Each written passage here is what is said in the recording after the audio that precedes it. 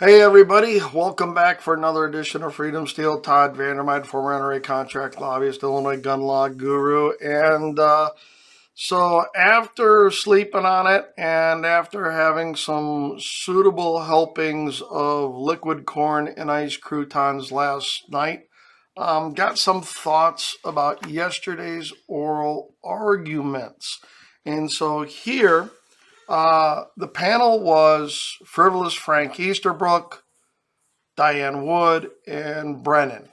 And so Frivolous Frank Easterbrook's ego was on full display, from the smug little smirk on his face as he sat down during the opening presentation by opposing counsel, right up through his badgering of Aaron Murphy with all that, which leads me to question whether or not Frivolous Frank has a misogynistic streak running through him, in that the way he conducted himself with Miss Murphy.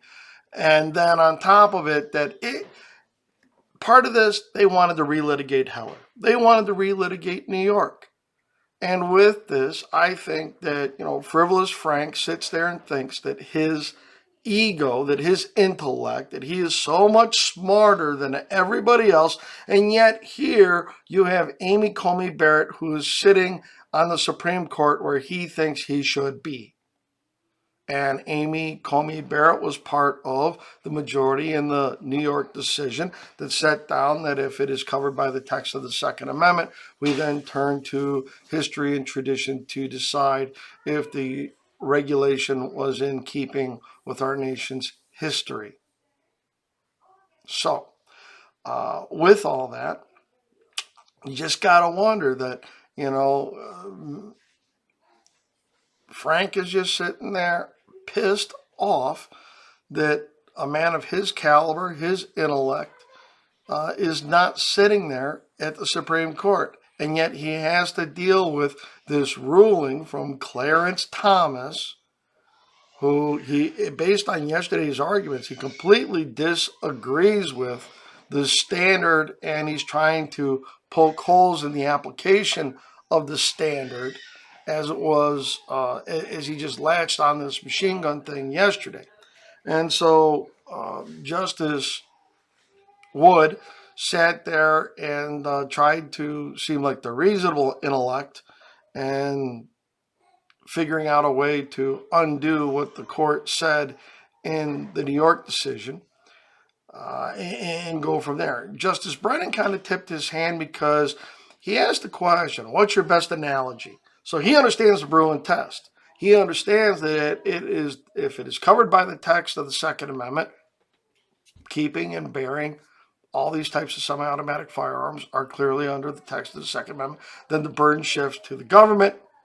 And if that is the case, then, what's their best analogy to show that something from the history of our nation would support this kind of prohibition? And so with that, he asked, what was your best analogy? Which was very similar to the orals that went down in the Floyd Card style case in Maryland in the Fourth Circuit Court of Appeals. We'll have a comparison on that in a later video. Well, there, one of the justices asked the state of Maryland, the Attorney General's office, hey, what's your best analogy to show that this is lawful? And there they said, we have done. Here, they talked about the regulations on gunpowder and trap guns. And that was their best heading, which I think is completely irrelevant to the situation here. However, that being said, so I think we're going to lose 2-1. I think that Frivolous Frank is going to buttress something of what he wrote in Friedman, and he is going to relitigate Heller. He is going to re-argue New York and show how, in his mind, that test is absolutely absurd. Justice Wood sat there and talked about making this a popularity contest as to how popular a firearm is, that earns it a protected status. So with that, what are the options? Options here. We could win. Yeah, we could win. Highly unlikely. I think Wood and Easterbrook are going to go out of their way to write an opinion as to why the New York standard is unworkable and leads to some completely absurd results, and that Heller was wrongly decided. So if we were to win, I would expect the state to go en banc to try to slow this down from getting to the Supreme Court. That said, I don't think we're going to win. I think we're going to lose 2-1. We could lose. If we lose, then yes, I believe that there will be an appeal filed to the Supreme Court of the United States, probably including an appeal to the shadow docket, the emergency docket, to have an injunction in place during the litigation of this. The difference being, unlike California, Maryland, or other states that have held these gun bans, we want to return to the status quo. Our status quo was no gun ban January 9th. This is a very new gun ban here. They could remand this. If they really wanted to slow walk this some more, they could sit there and remand this back to the lower court with instructions they have to look at X, Y, and Z. Those are the possibilities. So, what's the timeline on all this? When McDonald was decided, it was a week from the time that the case was argued at the Court of Appeals to the time that the decision was handed out was a week. I would wager to say that decision was pre-written. You had Posner and Easterbrook on that panel, with Easterbrook giving the opinion saying it's only the Supreme Court that could incorporate the Second Amendment. It wasn't up to them to do so.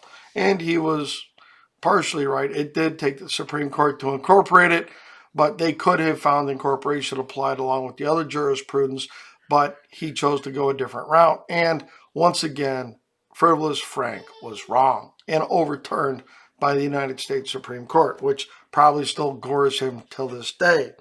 So that could be so we're looking at Atkinson, which just came down last week, took 6 months to decide with Judge Wood writing her dissent. Um, so 1 week, 6 weeks, they said it's a complicated case. We'll see what it looks like. It all depends. The sooner we get a decision out of these, the sooner we move on to the next part of the action, which if we're going to lose, then lose fast so we can get up onto the court's docket. We can make the fall conference when they come back and hopefully get on the radar screen for a court hearing and oral arguments in front of the United States Supreme Court this fall with a decision 12 months from now. They spent a lot of time harping on this test, and I think they've actually got the test backwards. So does the text of the Second Amendment cover the conduct? The conduct being keep and or bear. So bearing, using guns for self-defense or other lawful purposes. Remember, self-defense was just an example cited by the Supreme Court, but it was all other lawful purposes. And so keeping them in your home for such collecting, target shooting, hunting, competition, training, all those are perfectly protected conduct. But I think what they do is they automatically then jump to this common use thing. And I think they kind of skip the process. The process should be go to the dangerous and unusual. And with that, I think you have to modify the dangerous part. So it's dangerous and unusual, as Schoolhouse Rock taught us with conjunction junction. But when we look at the dangerous part, is it unusually dangerous? All firearms are dangerous. Heller said so. If used wrong, if not treated with some degree of safety, treat all firearms as if they're loaded. Never point the muzzle at anything you do not wish to kill or destroy. All firearms can be dangerous if handled in an unsafe or just callous manner. That's not to say that everything is dangerous and unusual. So with that,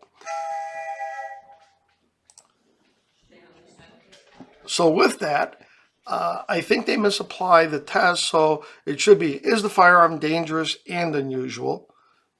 Unusual then brings in the common use test, because if a firearm is common, it can't be unusual.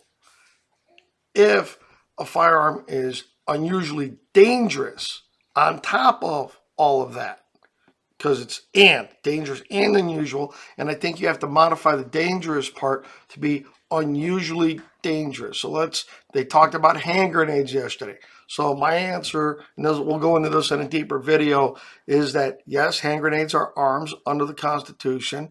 The difference with a hand grenade as an explosive device is that it forms collateral damage. When you point, aim, shoot a firearm at a duck, a deer, at a target, whatever it is, you're aiming and directing a single shot towards something. Hand grenades are explosives which have fragmentation and therefore create collateral damage. There is no way to avoid the collateral damage with a device like that, whether it's collateral damage to a vehicle, a building, or other people in the proximity. Therefore, I think you can make the argument that hand grenades are unusually dangerous because of the collateral damage.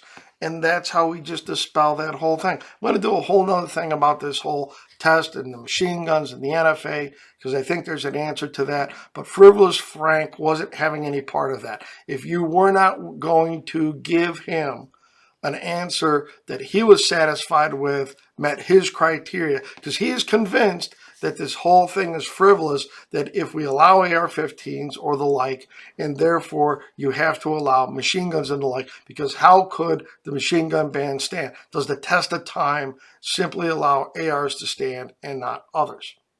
That's it. So with all that, please like, subscribe, copy and share the link around to your other social media. Help us get those more likes. We're creeping up towards 10,000 subscribers. We really appreciate all that. And we're going to have some more commentary running through everything that's going on here with the oral arguments. And we'll do a blow-by-blow description of what went down and what we heard. So with always, guys, frag out.